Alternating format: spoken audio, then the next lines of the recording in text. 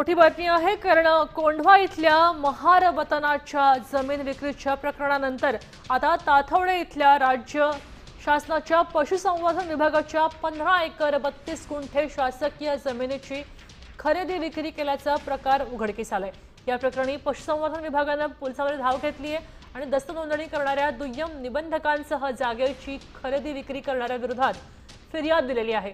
त्यानुसार 26 जणांविरोधात आता गुन्हा दाखल केलेला आहे। तर तशी नोंदणी महानिरीक्षक यांच्याकडे हा व्यवहार रद्द करण्यासाठी अर्ज केलाय असं शासकीय पशु पैदास प्रक्षेत्र व्यवस्थापक अमोल आहेर यांनी सांगितलेलं आहे।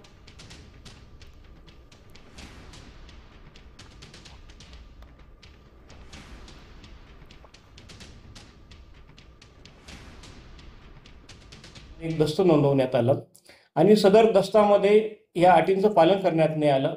शासनाची कुठलीही परवानगी न घेता आणि विविध प्रक्रियेचं उल्लंघन करून हा दस्त नोंदवण्यात आलेला आहे। तर अनियमितता याच्यामध्ये दिसून आल्याने आम्ही प्राथमिक चौकशी करून हा गुन्हा दाखल केलेला आहे।